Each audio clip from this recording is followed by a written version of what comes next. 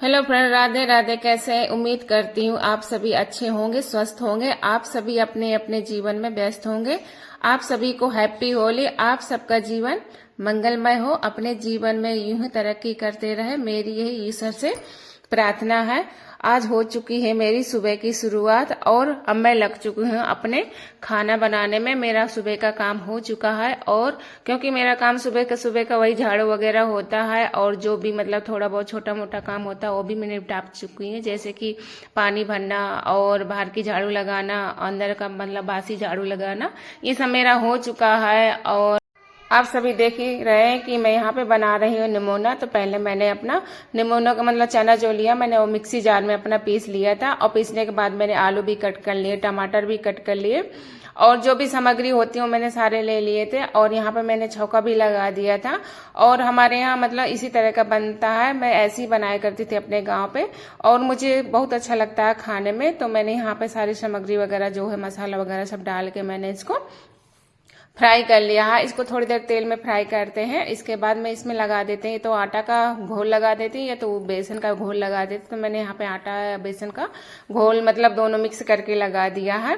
और क्योंकि दोनों चीज ही लगा दो तो थोड़ा अच्छा रहता है, बेसन का ही लगा तो भी अच्छा रहता है। तो मैंने यहाँ पे पानी डाल के पूरा अच्छे से मिक्स कर दिया है और इसमें डाल दिया मैंने नमक। और नमक न डालो तो फिर स्वाद ही नहीं आता, नमक के बिना तो खाना ही नहीं खा सकते हैं।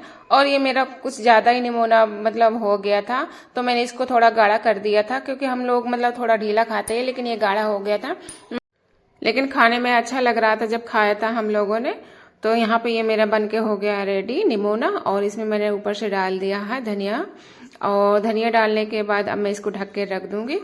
फिर मैं अपने लग जाऊंगी मतलब दूसरे काम में। फिर मुझे इनके लिए चाय भी बनाना है। तो अब मैं थोड़ा बहुत काम करके आ गई हूँ। तो यहाँ पे मैंने रख दिया अपना चाय और चाय भी मेरी पक चुकी है। तो अब मैं इनको छान लूंगी चाय और अपने लिए ही लूंगी। अब ये कह रहे हैं कि मुझे थोड़ी देर में बाद ले आना, तो फिर मैंने अपने लिए ही छान लिया था और इनके लिए ऐसे ही रख दिया था। मैंने कहा जब तक तो ये ठंडी हो जाएगी फिर मुझे गरमाना पड़ेगा, तो मैंने ऐसे ही रख दिया था, दूसरे उसमें नहीं छान के रखा था। और केतली वगैरह मैं नहीं रखती हूँ क्योंकि थोड़ी चाय बनानी होती है, कौन केतली निकाले कौन उसको एक धुलने वाला झंझट हो जाता है। तो अब तो गर्मी आ गई है तो मैंने सोचा अब तो जल्दी ठंडी भी नहीं होती है उतना, तब मैंने और भी नहीं फिर निकाला था। और इनको फिर चाय गर्म करके मैंने दे दिया और वो कर दिया। बच्चे भी सो के उठ चुके हैं तो मैंने यहाँ अब आ गई हूँ मच्छरदानी निकालने, क्योंकि हम लोग मच्छरदानी लगा के सोते हैं, बहुत मच्छर काटते हैं। कोई दवा भी लगाओ तो भी बहुत नुकसान करती है। कभी कभी दवा भी लगा लेती हूँ, लेकिन मच्छरदानी लगा लो तो ज्यादा सुकून से अच्छी नींद आती है। और इनके लिए मुझे फिर बनाना है मुझे रोटियां। तो मैंने सोचा पहले मैं बच्चे उठ गए तो पहले बिस्तर ही साफ कर दूं। और बिस्तर साफ करना अच्छा होता है क्योंकि सुबह सुबह जो उठ जाए तो बिस्तर तुरंत मतलब झाड़ देना चाहिए। तो यहाँ पर मैं कम्बल को मतलब उठा लूंगी और इसको फोल्ड करके रख दूंगी और चादर में इसको चेंज कर दूंगी, क्योंकि 2-3 दिन हो गए हैं तो ये गंदा भी हो गया है। बच्चे भी खेलते हैं, खाना ना खाते हैं तो और जल्दी गंदा हो जाता है। बच्चे में तो मतलब हो ही जाता है ये गंदा कपड़े वगैरह ये सब कुछ, तो इस वजह से जल्दी जल्दी चेंज करना होता है। अब तो गर्मी आ गई है, गर्मी में तो मतलब और ही मतलब परेशान करेंगे और सारा दिन खेलेंगे। और इस टाइम पे अब छुट्टी भी हो जाएंगी, जहाँ एग्जाम हो जाएंगे। अभी तो फिलहाल बच्चों के एग्जाम चला रहे हैं, लेकिन होली की छुट्टी हो गई है बच्चों की, तो घर पे ही मतलब खेलते रहते हैं। और इनकी छुट्टी तो नहीं हुई है, ये तो अभी जाते हैं अपने काम पे और इनकी छुट्टी होगी ट्यूसडे से। तो ये है मेरा मंडे का ब्लॉग। तो मैं चादर को हटा दिया है और अब मैं दूसरा चादर लाऊंगी तो साथ में ही मतलब बिछा दूंगी। और बिछाने के बाद फिर मैं और अपने दूसरे काम में लग जाऊंगी, क्योंकि आज मुझे बहुत कपड़े साफ करने हैं। ढेर सारे कपड़े हो गए हैं। बच्चों की यूनिफॉर्म वगैरह नहीं धुलना, क्योंकि 2 घंटे के लिए स्कूल जाते हैं, ज्यादा गंदी नहीं होती है। अगर डेली डेली धुलो 1-2 दिन में मतलब तो धुलना ही पड़ता है। बच्चा वैसे भी तुरंत गंदे कर लेते हैं। और क्योंकि अभी एग्जाम है तो 2 घंटे के लिए जाते हैं तो मैं नहीं धुलती हूँ, क्योंकि कलर भी चला जाता है और बार बार धुलने का मतलब जैसे स्कर्ट का हर चला जाता है, बच्चों के पैंट का चला जाता है। तो ये ब्लू होते हैं तो ब्लू बहुत जल्दी कलर जाता है, तो मैं इस वजह से नहीं इनको धुलूंगी। और जो कपड़े हैं उनको मैं साफ करूंगी। तो यहाँ पर मैंने लगा दिया है चादर और अब ये जा रहे हैं अपना वर्किंग में, तो मैं इनका थोड़ा कपड़े वगैरह दे दूं तो ये भी अपना रेडी हो जाए, इनको खाना आना दे दूं तो ये भी अपना खाना खा के चले जाएंगे। तो सुबह मैंने यही इनको दिया था, कह रहे थे मुझे यही दे दो खाने को, क्योंकि मुझे सिंपल ही खाना, पराठा मत बनाना। और ये देखिए मेरा कैसा कबाड़ा दूसरे रूम का पड़ा हुआ है। इनका पर्स गुम हो गया, पर्स ढूंढते रहे तो देखिए कितना शीशा लेदर कर दिया है। मतलब समेटने में बहुत टाइम लग जाता है और ये फैलाने में तो बिल्कुल भी टाइम नहीं लगता है। तो देखिए कितना खराब पड़ा। अब मैं इसको 1 घंटे समेटूं, और समेटने में 1 घंटा लगता है, फैलाने में तो 2 मिनट में ही फैल जाता है ये सारा। तो मैंने यहाँ पे समेट के सारा रख दिया है सब। और इसके बाद मैं अब जाऊंगी कपड़े भिगोने, कपड़े भिगो के रख दूंगी। तो यहाँ पे दोस्तों मैंने सारे कपड़े अपने भिगो दिए। मैं पहले साड़ियाँ ही धुलूंगी, क्योंकि साड़ियों का नंबर ही लगाऊंगी, क्योंकि इनका कलर चला जाता है, कोई कोई साड़ी का चला जाता है, किसी का पेटीकोट का जाता है। तो इस वजह से मैं पहले साड़ियों में नंबर लगा के इनको पहले ही डाल आऊंगी छत पे, क्योंकि इनको बाद में धुलूंगी।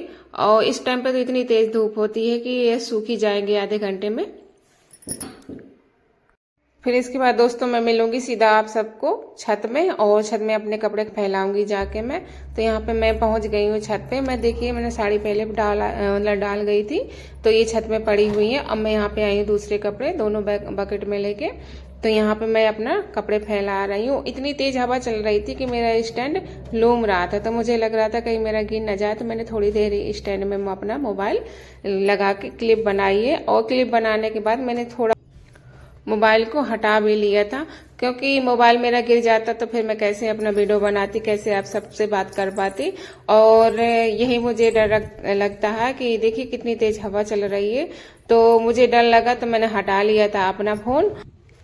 एक फोन दिलाने में तो मतलब परेशान हो जाती, कितना महंगा फोन आता है। तुमने दूसरा फोन भी अपना गिरा के मतलब खराब कर लिया, तो अब मैं कहाँ से दिलाऊं।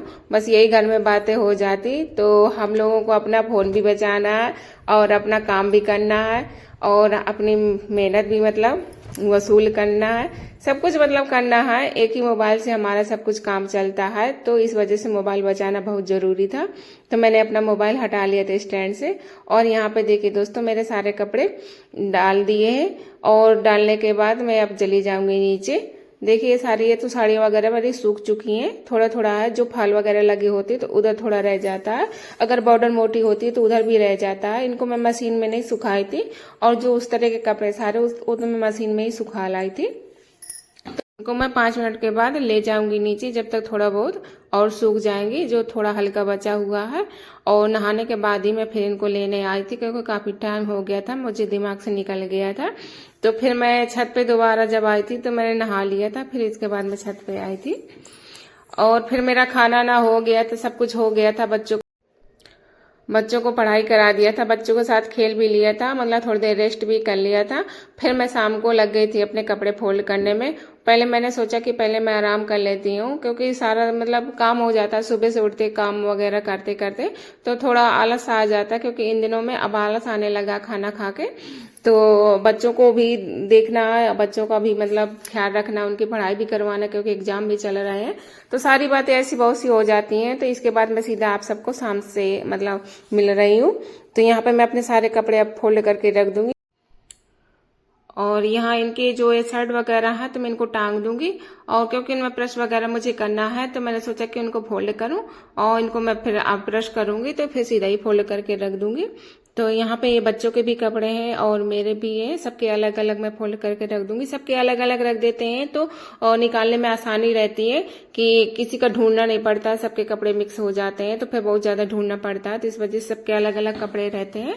और ये तो मेरी न्यू साड़ियां, तो मैं इनको पहनती भी नहीं हूँ, क्योंकि डेली में मैं पहन भी नहीं पाती हूँ, संभालना मुश्किल हो जाता है काम करने में। तो मैं सूट ही ज्यादातर पहनती हूँ। तो ये साड़ियां तो मैं सीधा उसमें बेड के अंदर ही डाल दूंगी, जो बैग रखे हैं।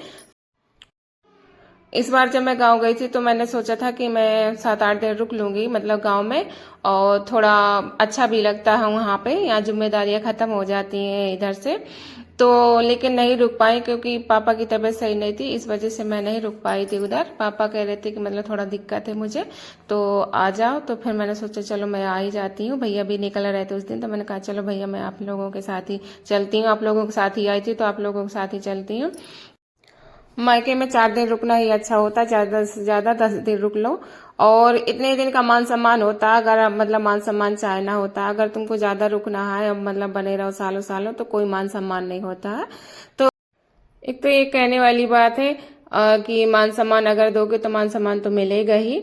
और कोई आजकल रुकता भी नहीं, क्योंकि किसी के पास टाइम भी नहीं है, सबके बच्चे पढ़ते हैं, सब कोई अपने अपने काम में व्यस्त होता है।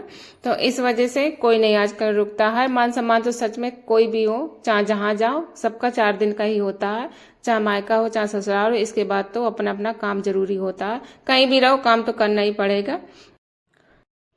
अगर मेरी बात सही हो तो एक कमेंट जरूर कर दीजिएगा। करती हूँ वीडियो का एंड। राधे राधे, जय श्री कृष्णा।